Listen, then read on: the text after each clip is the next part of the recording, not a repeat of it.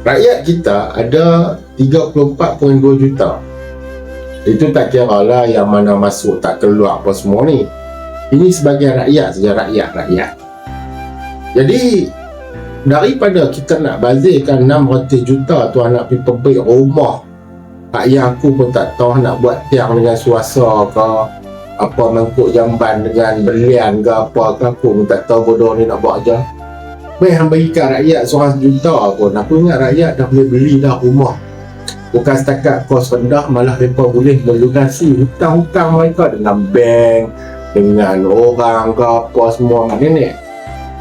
Daripada hang berfikiran bodoh lagu tu, non-way, baik hang ikut plan aku. Aku tengok hang pun tak apa nak cerdik ni. Kalau lah dulu hampa selalu duk pantun PN sakau cara hampa ni, hampa cakau ni, dia beza sakau dengan cakau. Kalau orang kata dia ni sakau, dia ambil kot belakang.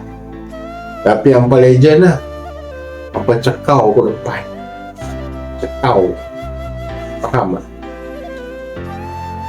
Tak tahu lah. Dunia ni kuih lama kuih pelik. Orang Sabah merpati elok.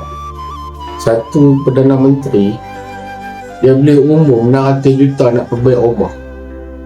Nampak jalan raya pun tak perbaik-perbaik lagi. Tu macam mana?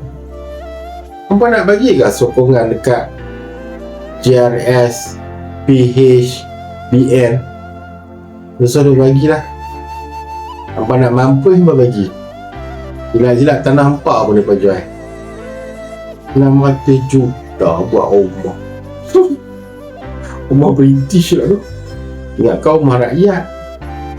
Babi punya pemimpin.